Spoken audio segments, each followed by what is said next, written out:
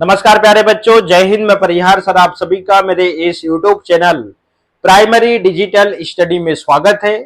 प्यारे बच्चों, आज के इस वीडियो में हम कक्षा 6वीं की हिंदी, जिसे हम भाषा भारती भी कहते हैं, इसका पाठ 2 सीखने जा रहे हैं और इस पाठ का नाम है कटुक वचन मत बोल। आप सभी को कक्षा 6वीं की हिंदी की पुस्तक ओपन करना है और पाठ 2 आपको निकाल लेना है।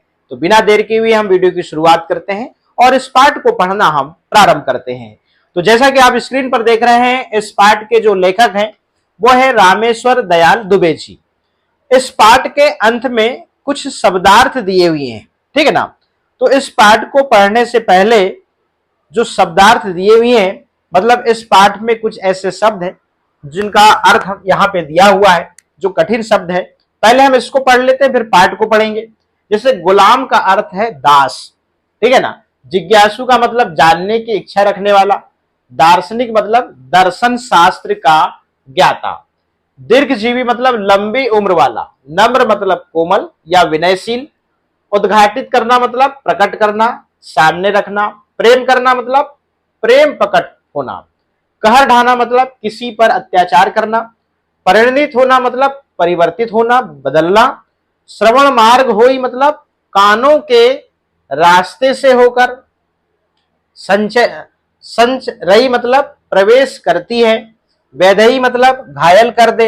सकल मतलब संपूर्ण और जारी मतलब जलाकर। छार मतलब राख और क्षार भी होता है। शक्ति से पेश आना मतलब कठोर व्यवहार करना और विदर्ण करना मतलब चीर देना और कमान मतलब धनुष और कारावास मतलब जैन। अब इस पाठ को जो है हम पढ़ते हैं, चलिएगा।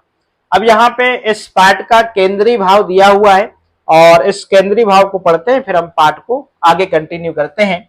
लिखा है, प्रस्तुत पाठ में वाणी के महत्व को स्पष्ट करते हुए लेखक ने बतलाया है कि इस संसार में वाणी का वरदान केवल मनुष्य को ही मिला है। मतलब इस संसार में जितने भी जीव जंतु हैं आप देखते हैं, और इन जीव जंतुओं में से सिर्फ वाणी का वरदान किसे मिला है? हमें, मतलब मनुष्य को मिला है।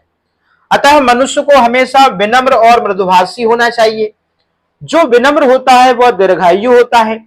कड़वी बात लोगों के दिलों में चुभ जाती है, उससे बड़े बड़े अनर्थ हो जाते हैं। और कटु सत्य को भी विनम्रता के साथ कहने से बात बिना ठेस लगे दूसरों तक पहुंचाई जा सकती है। यही वाक चातुर्य है जो हमारे व्यक्तित्व को प्रभावशाली बनाता है। पढ़ते हैं। दास प्रथा के दिनों में एक मालिक के पास अनेक गुलाम थे, जिनमें एक था लुकमान, और लुकमान था तो गुलाम, किंतु वह बड़ा बुद्धिमान था। उसकी प्रशंसा इधर उधर फैलने लगी। एक दिन उसके मालिक ने उसे बुलाया और कहा, सुनते हैं तुम बहुत होशियार हो, मैं तुम्हारा इम्तिहान लूंगा, मतलब परीक्षा लूंगा। अगर तुम कामयाब हो गए तो तुम्हें गुलामी से छुट्टी दे दी जाएगी। लुकमान ने कहा, पूछिए क्या पूछना है। मालिक ने कहा, अच्छा बताओ, शरीर का कौन सा हिस्सा सबसे अच्छा है? लुकमान ने कहा, जीभ। कारण पूछने पर लुकमान ने कहा, अगर जीभ अच्छी है तो सब अच्छा ही अच्छा है। मालिक ने फिर कहा, अब शरीर का जो हिस्सा सबसे बुरा होता है उसका नाम बताओ। तो लुकमान ने फिर कहा, जीभ। कारण पूछने पर लुकमान का उत्तर था, शरीर में अगर जीभ अच्छी नहीं है तो सब बुरा ही बुरा है। जीभ के ही कारण सारी बुराई भलाई है। एक बार एक जिज्ञासु चीन के दार्शनिक कन्फ्यूशस के पास गया और पूछा, यह बताइए कि सबसे दीर्घजीवी कौन होता है? तो वृद्ध कन्फ्यूशस मुस्कुराए और बोले, जरा उठकर मेरे पास आइए और मेरे मुंह में देखिए, जीभ है या नहीं। तो कन्फ्यूशस ने अपना मुंह खोल दिया। उस सज्जन ने झुककर मुंह के अंदर देखा और बोले, जी हां, जीभ है। चलिएगा। कन्फ्यूशस ने फिर कहा, अच्छा अब देखिए कि दांत है या नहीं। तो जिज्ञासु ने देखकर कहा, दांत तो एक भी नहीं है। अब कन्फ्यूशस ने कहा, जीभ तो दांतों से पहले पैदा हुई थी, उसे दांतों से पहले जाना चाहिए था, ऐसा क्यों नहीं हुआ? मेरे पास इसका कोई जवाब नहीं है, आप ही बताइए। तो कन्फ्यूशस बोले, जीभ कोमल है, दांत कठोर है। जिसमें लचीलापन होता है, जो नम्र होता है, वही अधिक समय तक जीता है। जीवन में जीतता है। ये दो कहानियां हैं, किंतु एक ही सत्य को उद्घाटित करती हैं, और वह यह कि जीवन में वाणी का बहुत महत्व है। वाणी तो सभी को मिली हुई है, परंतु बोलना किसी किसी को ही आता है। बोलते तो सभी हैं, किंतु क्या बोले, कैसे शब्द बोले, कब बोले, इस कला को बहुत कम लोग जानते हैं। एक बात से प्रेम झरता है, दूसरी बात से झगड़ा होता है, और कड़वी बात से संसार में जाने कितने झगड़े पैदा किए हैं। जीभ ने दुनिया में बहुत बड़े बड़े कहर ढाए हैं। जीभ होती तो 3 इंच की है, पर वह पूरे 6 फुट के आदमी को मार सकती है। कहा गया है, बातन हाथी पाइये, बातन हाथी पाओ। संसार के सभी प्राणियों में वाणी का वरदान मात्र मानव को मिला है।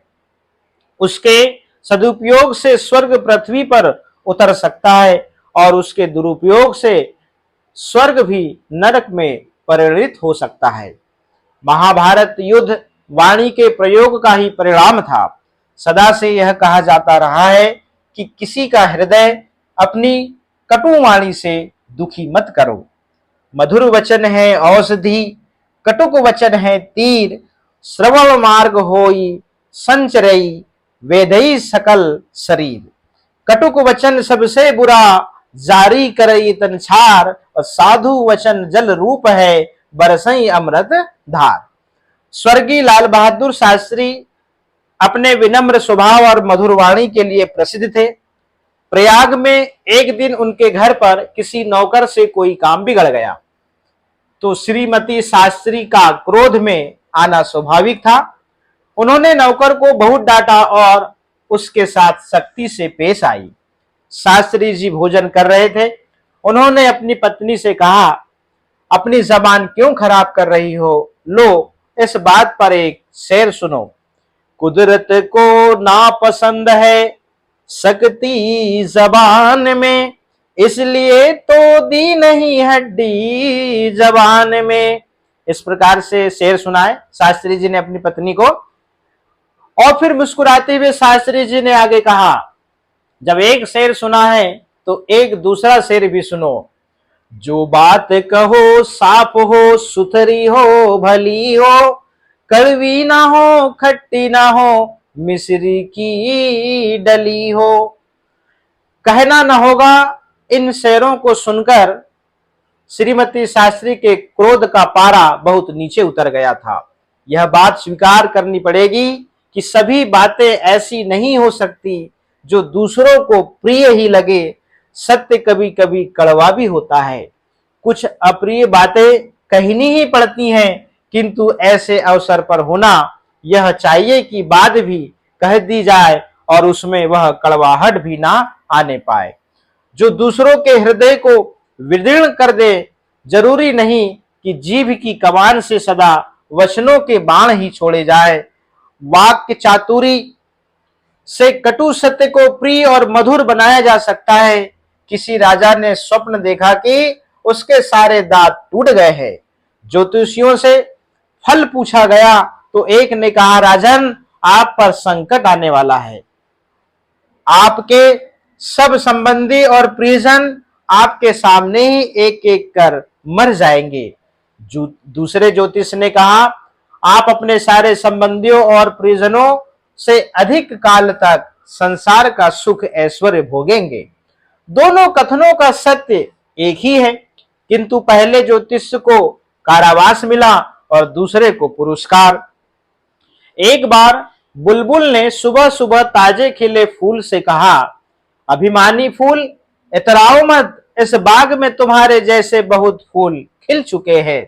फूल ने हंसकर कहा, मैं सच्ची बात पर नाराज नहीं होता, पर एक बात है कि कोई भी अपने प्रिय से कड़वी बात नहीं करता या कहता।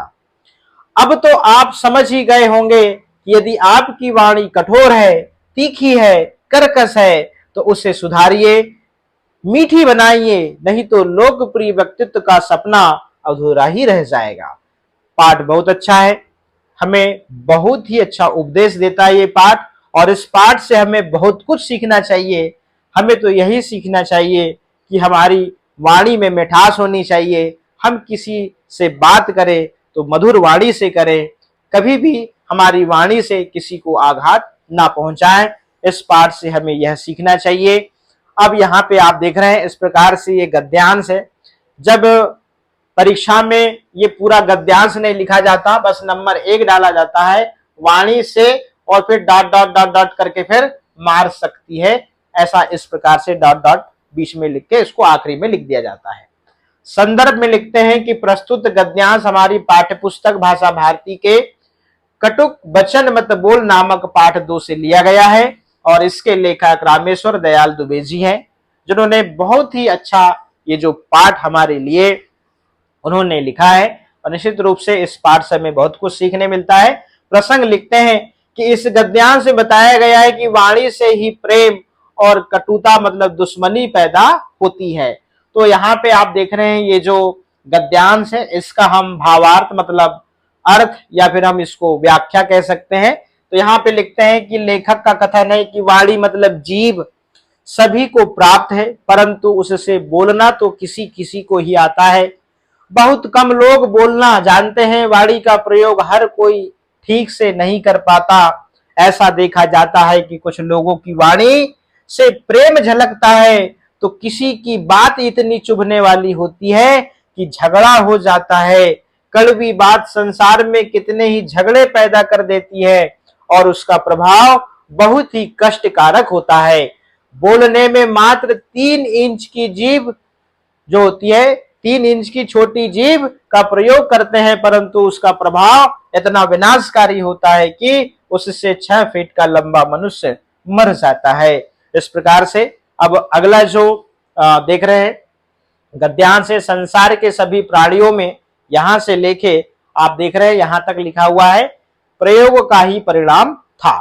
तो संदर्भ पहले की तरह रहेगा और प्रसंग में लिखते हैं कि इस गद्यांश से बताया गया है कि संसार में मनुष्य को वाणी प्राप्त है, मतलब बोलने की शक्ति प्राप्त है। इसके ही प्रयोग से संसार को स्वर्ग अथवा नरक बनाया जा सकता है। तो गद्यांश का हम यहाँ पर व्याख्या करते हैं। लेखक का कथन है कि संसार में अनेक प्राणी हैं, उनमें से मनुष्य ही ऐसा प्राणी है जिसे बोलने की शक्ति दी गई है। यह वास्तव में ईश्वर का ही श्रेष्ठ वरदान है। ईश्वर के इस वरदान का उचित और अनुचित प्रयोग ही इस संसार को स्वर्ग सुखमय और नरक दुखमय बना सकता है। वाणी के अनुचित प्रयोग से ही कौरव और पांडवों के मध्य महाभारत युद्ध हुआ। कटुवाणी के प्रयोग का प्रतिफल विनाशकारी युद्ध हुआ। अब अगला जो देख रहे हैं गद्यांश है, सदा से यह कहा जाता रहा है से लेके मिस्री की डली हो, यहां तक ठीक है ना। अब संदर्भ जो रहेगा वो पहले की तरह रहेगा। प्रसंग में लिखते हैं इन पंक्तियों में लेखक ने किसी कवि की उक्तियों को उदाहरण रूप में प्रस्तुत करके कहा कि कड़वी बात कहकर किसी को भी दुख नहीं पहुंचाना चाहिए। तो हम जो गद्यांश है उसका हम यहाँ पे व्याख्या करते हैं कि लेखक का कथन है कि अपने कटु वचनों से किसी को भी कष्ट नहीं पहुंचाना चाहिए, क्योंकि मीठी वाणी एक औषधि है जिससे मनुष्य अपने तन और मन से स्वस्थ रहता है, जबकि कड़वा वचन तीर मतलब बाण के समान है जो कानों के मार्ग से प्रवेश पाकर सारे शरीर को भेद देता है, जिसको कहते हैं।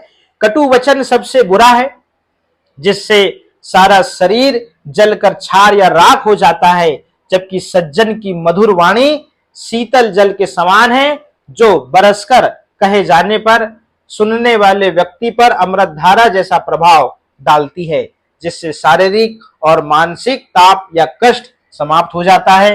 लाल बहादुर शास्त्री की शेर के माध्यम से मधुरवाणी की विशेषता बताते हुए लेखक कहता है कि वाणी की कटुता प्रकृति को भी पसंद नहीं है, तभी तो जीभ में कठोर हड्डी नहीं दी है, इसलिए सदैव साफ सुथरी और मीठी बात बोलनी चाहिए। बात में कटुता खटास ना हो, वह तो मिश्री की डेली के समान मिठास युक्त हो। इस प्रकार से अगला जो आप देख रहे हैं गद्यांश से सत्य कभी कभी कड़वा से यहां से लेके मधुर बनाया जा सकता, यहां तक आप लिखेंगे। और संदर्भ पहले की तरह रहेगा। प्रसंग इन पंक्तियों में बताया गया है कि कटु सत्य को अपनी वाणी की चतुराई से प्रिय और मीठा बनाया जा सकता है। तो उपरोक्त जो पंक्तियां हैं हम इसकी व्याख्या करते हैं। लेखक कहता है कि सत्य के कथन में कभी कभी कटुता भी आ जाती है। देखा जाता है कि कुछ ऐसी बातें होती हैं कि वे सुनने में अप्रिय और कटु हो, परंतु उनका कथन अति आवश्यक होता है। ऐसी दशा में हमें चाहिए कि उस अप्रिय मतलब सत्य बात को कहते हुए कड़वाहट भी पैदा ना हो तथा सुनने वाले के हृदय पर भी कोई चोट ना पहुंचे। यह देखना चाहिए कि अपनी वाणी से ऐसे वचन कभी ना कहें कि जिससे दूसरों या दूसरे का मन आहत हो। अपनी वाणी से चतुराई पूर्वक ऐसे वचन बोलने चाहिए जिसके द्वारा कड़वा सत्य भी मीठा और प्रिय लगे। चलिएगा, इस प्रकार से हमने ये गद्यांश कंप्लीट कर लिया है और अब हम चलते हैं अभ्यास की ओर। तो पहला प्रश्न है, सही विकल्प चुनकर लिखिए। दांत जल्दी टूट जाते हैं क्योंकि वे होते हैं क्या? कठोर। और यहाँ पे सही का निशान हमने लगा रखा है। मधुर वचन क्या है? औषधि है। यहाँ पर सही का निशान लगा रखा है। प्रश्न क्रमांक 2 है, रिक्त स्थानों की पूर्ति कीजिए। तो शरीर में खालिस्तान अच्छी नहीं है तो सब बुरा बुरा है क्या? अगर जीभ अच्छी नहीं है तो, ठीक है ना, यहाँ पे अच्छी जीभ लिखेंगे। अगला वाक्य, वाणी का वरदान मात्र को मिला है? किसको? मानव को मिला है। यहाँ पे मानव शब्द लिखेंगे। अब यहाँ पे वाक्य चातुर्य से कटु सत्य को प्रिय और मधुर बनाया जा सकता है। यहाँ पे हम मधुर शब्द लिखेंगे। अगला वाक्य, वाणी के दुरुपयोग से स्वर्ग भी नरक में परिणित हो सकता है। तो खाली स्थान में हम नरक लिखेंगे। अब प्रश्न क्रमांक 3, 4 इसको हम कंप्लीट करते हैं। 1 या 2 वाक्यों में उत्तर दीजिए। प्रश्न है, मालिक ने लुकमान की बुद्धिमानी की परीक्षा किस प्रकार ली? तो उत्तर लिखते हैं, मालिक ने लुकमान की बुद्धिमानी की परीक्षा यह प्रश्न पूछकर ली कि शरीर का कौन सा हिस्सा सबसे अच्छा और सबसे बुरा होता है। प्रश्न क्रमांक है, जिज्ञासु ने कन्फ्यूशस से क्या प्रश्न किया? तो उत्तर लिखते हैं, जिज्ञासु ने कन्फ्यूशस से प्रश्न किया कि सबसे दीर्घजीवी कौन होता है। ग नंबर का प्रश्न है, श्रीमती शास्त्री नौकर पर क्रोधित क्यों हुई? तो उत्तर लिखते हैं, श्रीमती शास्त्री नौकर पर क्रोधित इसलिए हुई क्योंकि उससे कोई काम बिगड़ गया था। घ नंबर का प्रश्न है, राजा ने स्वप्न में क्या देखा? राजा ने स्वप्न में देखा कि उसके सारे दांत टूट गए हैं। अगला प्रश्न है, बुलबुल और फूल का संवाद लिखिए। तो उत्तर लिखते हैं, बुलबुल ने सुबह सुबह ताजे खिले फूल से कहा, अभिमानी फूल इतराओ मत, इस बाग में तुम्हारे जैसे बहुत फूल खिल चुके हैं। इस पर फूल ने हंसकर कहा, मैं सच्ची बात पर नाराज नहीं होता, पर एक बात है कि कोई भी अपने प्रिय से कड़वी बात नहीं कहता। ठीक है ना। अगला है प्रश्न क्रमांक 4, 3 से 5 वाक्यों में उत्तर लिखिए। तो पहला प्रश्न, लुकमान ने अपने मालिक के दोनों प्रश्नों के उत्तर में जीभ ही क्यों कहा? तो उत्तर लिखते हैं, लुकमान ने अपने मालिक के दोनों प्रश्नों के उत्तर में जीभ ही कहा क्योंकि जीभ अच्छी है तो सब अच्छा ही अच्छा है, और अगर शरीर में जीभ अच्छी नहीं है तो सब बुरा ही बुरा है। जीभ के कारण ही सारी बुराई और भलाई है। अगला प्रश्न है, जो नम्र होता है वही अधिक समय तक जीता है, एक उदाहरण देकर समझाइए। तो उत्तर लिखते हैं, जो नम्र होता है वह अधिक समय तक जीता है। इस बात को इस उदाहरण से समझाया जा सकता है कि जीभ दांतों से पहले पैदा होती है और दांत बाद में, परंतु दांत अपनी कठोरता के कारण पहले टूट जाते हैं, पहले चले जाते हैं, परंतु जीभ कोमल होती है, लचीली होती है, नम्र होती है, इसलिए वह दीर्घजीवी है, अधिक समय तक जीती है। अगला प्रश्न है, जीभ ने दुनिया में बड़े बड़े कहर ढाए हैं, उदाहरण देकर स्पष्ट कीजिए। तो उत्तर लिखते हैं, जीभ के दुरुपयोग से समाज में नरक तुल्य कष्टमय वातावरण पैदा हो जाता है और वाणी के प्रयोग से ही समाज में खुशहाली छा सकती है, परंतु जब उसका सही उपयोग नहीं होता तो पूरा संसार संकट में पड़ जाता है, और महाभारत युद्ध भी जीत के दुरुपयोग के कारण ही हुआ है। अगला प्रश्न है, वाणी तो सभी को मिली हुई है परंतु बोलना किसी किसी को ही आता है, भाव स्पष्ट कीजिए। तो उत्तर लिखते हैं सभी लोगों को जीभ मतलब वाणी मिली हुई है, वे इसके उपयोग को ठीक तरह नहीं जानते, वे बोलने की कला के जानकार नहीं है। कोई बात प्रेम की वर्षा करती है तो किसी के द्वारा बोले गए शब्द कई झगड़ों को पैदा कर देते हैं। यहाँ तक कि इस जीभ का सही उपयोग सुख शांति देने वाला है तो कहीं इसके विपरीत दुख और कलह पैदा करने वाला भी होता है। अतः वाणी के दुरुपयोग की कला किसी किसी को ही प्राप्त है। अगला प्रश्न है कटुक वचन मत बोल पाठ से हमें क्या शिक्षा मिलती है, और बहुत इंपॉर्टेंट प्रश्न है ये। कटुक वचन मत बोल पाठ से हमें शिक्षा मिलती है कि मनुष्यों को हमेशा विनम्र और मधुरभाषी होना चाहिए। विनम्रता और प्रेम पूर्ण भाषा के प्रयोग से मनुष्य दीर्घजीवी होता है। कड़वी बात से झगड़े झंझट पैदा होते हैं, अतः हमें सदैव मृदुभाषी होना चाहिए। प्रश्न क्रमांक 5 है सोचिए और बताइए। क नंबर का प्रश्न है 3 इंच की जीभ 6 फुट के आदमी को मार सकती है कैसे? मनुष्य की जीभ, उत्तर में लिखते हैं मनुष्य की जीभ मात्र 3 इंच लंबी होती है परंतु इसके कहे गए कटु वचन 6 फुट लंबे आदमी के तन मन को वेध देते हैं। वह मरा हुआ सा हो सकता है। इस वाणी के दुरुपयोग से संसार में अनेक झगड़े पैदा हो जाते हैं। ख नंबर की यहाँ पे लाइन है किसी का हृदय कटुवाणी से दुखी नहीं करना चाहिए। क्यों? उत्तर लिखते हैं कटुवाणी से किसी भी मनुष्य को दुखी नहीं करना चाहिए क्योंकि कटुवचन तेज बाण मतलब तीर के समान होता है। वह कानों के मार्ग से प्रवेश करके सारे शरीर को वेध डालता है और कटु वचन से सारा शरीर जलकर राख हो जाता है। अगला प्रश्न है किसी का हृदय कटुवाणी से दुखी नहीं करना चाहिए क्यों? तो उत्तर लिखते हैं कटुवाणी से किसी भी मनुष्य को दुखी नहीं करना चाहिए क्योंकि कटु वचन तेज बाण तीर के समान होता है। और यह प्रश्न रिपीट हो गया। चलिएगा अगला प्रश्न है बातन हाथी पाइये बातन हाथी पांव का क्या आशय है, और ये पहले ही आया था। तो चलिए इसका अर्थ जानते हैं। बातों के द्वारा ही मनुष्य असंभव को भी संभव बना सकता है। यदि वह अपनी जीभ का सदुपयोग करता है तो मृदु वचन और नम्रता पूर्वक आचरण से मनुष्य महत्वपूर्ण बन सकता है और इसके विरुद्ध आचरण से अर्थात कटु वचन से वह अपने महत्व को खो देता है। बात के बोलने का ढंग उसे समाज में आदरणीय और निरादरणीय बना सकता है। प्रश्न क्रमांक 6 है अनुमान और कल्पना के आधार पर उत्तर दीजिए। प्रश्न क्रमांक क यदि लुकमान की जगह आप होते तो मालिक के प्रश्नों का क्या उत्तर देते?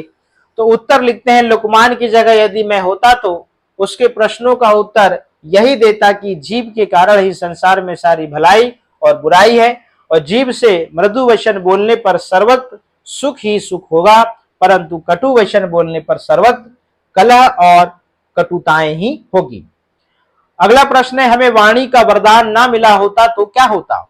उत्तर लिखते हैं मनुष्य को ईश्वर ने वाणी का वरदान दिया है जिससे वह अपने दुख सुख के भावों को अपने दूसरे साथियों से कह लेता है, दूसरे के भावों को सुनकर उनकी सहायता कर लेता है। वाणी के वरदान के न मिलने की दशा में यह सारा जगत मुख बना होता। अब हमने ये पूरे प्रश्न कंप्लीट कर लिए। भाषा की बात करें तो प्रश्न 1, 2, 3 अभी हम आगे कंप्लीट करेंगे। अब यहाँ पे निम्नलिखित वाक्यों को पढ़िए और शब्दों पर ध्यान दीजिए। चलिए आप भी ध्यान दीजिएगा। लिखा है कि अच्छे लड़के प्रतिदिन विद्यालय जाते हैं। अच्छे लड़के प्रतिदिन विद्यालय जाते हैं, आज मुझे भी वहां जाना है। 2 वाक्य हैं। उपर्युक्त वाक्य में 2 प्रकार के शब्दों का प्रयोग हुआ है। अच्छे लड़के और यहां पर जाते मुझे। ये शब्द क्रमशः अच्छा लड़का, जाना, मैं के बदले हुए रूप हैं। दूसरी ओर प्रतिदिन, आज भी, वहां ऐसे शब्द हैं जिनके रूप में वाक्यों में प्रयोग करते समय परिवर्तन नहीं होता है। ध्यान दीजिएगा प्रयोग के आधार पर शब्दों के 2 मुख्य भेद होते हैं, ये याद रखना है आपको, विकारी और अविकारी। अब जिन शब्दों के रूप लिंग, वचन और कारक के आधार पर बदल जाते हैं, इसको याद रखिएगा, जिन शब्दों के रूप लिंग, वचन और कारक के आधार पर बदल जाते हैं उन्हें विकारी शब्द कहते हैं। जैसे लड़का, लड़के, लड़को। देख आप बदल रहे हैं यहाँ पे, अच्छा, अच्छे, अच्छी, जाता, जाते, जाती, मैं, मुझे, तुम, तुम्हारा, हम, हमें, हमारा आदि। ठीक है ना। तो यहां बात कही गई जिन शब्दों के रूप लिंग, वचन और कारक के आधार पर बदल जाते हैं उन्हें विकारी शब्द कहते हैं। अब यहां पे देखिएगा आगे, जिन शब्दों में लिंग, वचन और कारक के द्वारा कोई परिवर्तन नहीं होता, अर्थात जिनका रूप एक सा रहता है उन्हें अविकारी शब्द कहते हैं। यहां जस्ट अपोजिट, जिन शब्दों में लिंग, वचन और कारक के द्वारा कोई परिवर्तन नहीं होता, अर्थात जिनका रूप एक सा रहता है उन्हें अविकारी शब्द कहते हैं। जैसे यहां, वहां, प्रतिदिन, परंतु, भी, ही, आज आदि। ठीक है ना। अब ये प्रश्न क्रमांक 4 है। अब ये प्रयोजनाकार है, आप इसको कर सकते हैं। अब हम ऊपर के प्रश्नों को कंप्लीट करते हैं। यहाँ कुछ लिखा है, बहुत अच्छा यहाँ पे विचार है, नम्रता और मीठे वचन ही मनुष्य का आभूषण है।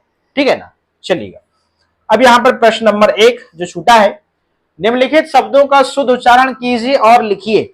ये लिखा है व्यक्तित्व, विदीर्ण, प्रशंसा, वाणी और ये बुद्धिमान।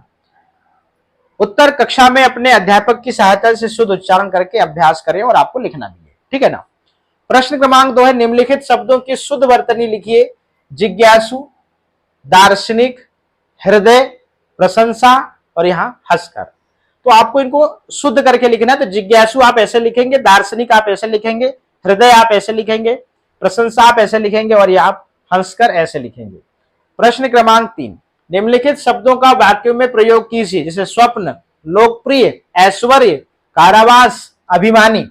तो उत्तर लिखते हैं, स्वप्न में हम स्वप्न का जो शब्द है इसका वाक्य में प्रयोग करेंगे। युवकों को स्वप्न देखने के साथ ही कर्मशील भी होना चाहिए। लोकप्रिय शब्द का वाक्य बनाएंगे, मृदुभाषी और नम्र व्यक्ति लोकप्रिय होता है। ऐश्वर्य शब्द का वाक्य बनाएंगे, शुद्ध आचरण से व्यक्ति ऐश्वर्य प्राप्त करता है। कारावास शब्द से हम यहाँ पर वाक्य बनाएंगे, आजादी के लिए आंदोलन करने वाले देशभक्तों को कारावास दिया गया। अभिमानी शब्द का वाक्य बनाएंगे, अभिमानी व्यक्ति कभी भी आदर नहीं पाता। प्रश्न क्रमांक 4, निम्नलिखित शब्दों में से विकारी और अविकारी शब्द छांटकर लिखिए। अब यहाँ पे शब्द दिए हुए, तो आपको पता है विकारी शब्द लड़की, तालाब, गांव, नगर, और अविकारी शब्द ही, भी, तथा और इधर है।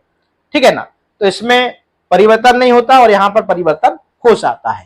ठीक है ना। आपने परिभाषा भी इसकी पढ़ा है। अब हम चलते हैं, एडग्रेड की जो पुस्तक है उसका पाठ 2 है और इसके भी प्रश्न जो है हम कंप्लीट कर लेते हैं। इसमें पहला प्रश्न है, कटुक वचन होते हैं, क्या होते हैं भाई? जिन्हें सुनकर दुख हो। तो प्रश्न में यहाँ पे ऑप्शन में सी आ जाएगा। अगला प्रश्न है, यदि जीभ की तरह दांत भी मुलायम होते तो क्या होता?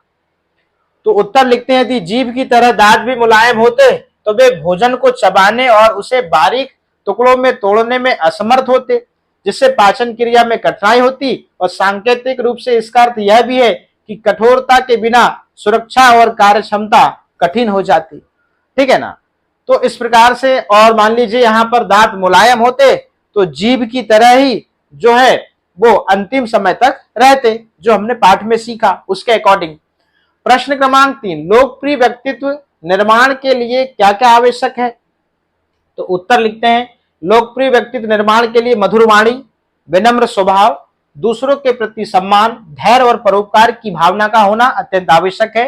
व्यक्ति का आचरण ऐसा होना चाहिए जिससे दूसरों को कष्ट ना पहुंचे।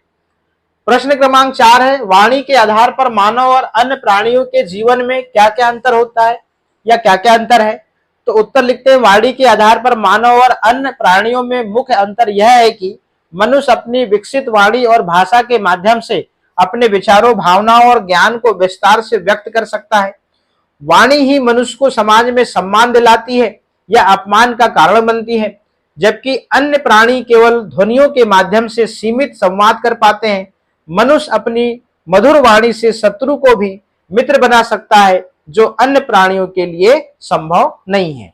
इस प्रकार से ये प्रश्न कंप्लीट होता है। अब प्रश्न क्रमांक 5 है, सत्य कभी कभी कड़वा भी होता है, ऐसी 3 परिस्थितियों के बारे में लिखिए। पहला, सत्य कड़वा होने का अर्थ है कि वह सुनने में अप्रिय लग सकता है, भले ही वह सही हो। ऐसी 3 परिस्थितियां निम्नलिखित हो सकती हैं। पहली, अपनी गलती का एहसास होने पर, जब कोई व्यक्ति अपनी गलती को स्वीकार नहीं करना चाहता और कोई दूसरा उसे सच्चाई का आईना दिखाता है, तब वह सत्य उसे बहुत कड़वा लगता है। कटु आलोचना के समय यदि कोई मित्र या शुभचिंतक हमारी कमियों को दूर करने के लिए सच बोलता है, तो उस समय वह सत्य हमें बुरा लग सकता है, भले ही वो हमारे भविष्य के लिए लाभकारी हो। तीसरी परिस्थिति है किसी अप्रिय घटना या परिणाम की सूचना। जब हमें किसी कठिन परिश्रम के बाद भी असफलता का सामना करना पड़ता है, तो उस असफलता के सत्य को स्वीकार करना मन के लिए बहुत कड़वा और कष्टकारी होता है। इस प्रकार से हमने प्रश्न क्रमांक 5 का भी उत्तर यहाँ पे कंप्लीट कर लिया। तो प्यारे बच्चों, आज के इस वीडियो में हमने कक्षा 6वीं की हिंदी, जिसे हम भाषा भारती कहते हैं, इसका पाठ 2 जो है इसको हमने कंप्लीट करा, इस पाठ को पढ़ा। इस पाठ में जो गद्यांश दिया हुआ था, गद्यांश का संदर्भ प्रसंग सहित हमने इसकी व्याख्या को सीखा, ठीक है ना। अभ्यास में जो प्रश्न दिए हुए थे इसको कंप्लीट किया। एडग्रेड की जो पुस्तक थी इसका पार्ट 2, इसके जो प्रश्न थे इसको भी कंप्लीट किया। तो आज के इस वीडियो में इतना ही, फिर मिलेंगे हम नेक्स्ट वीडियो में नेक्स्ट चैप्टर के साथ में। आप सभी का बहुत बहुत धन्यवाद।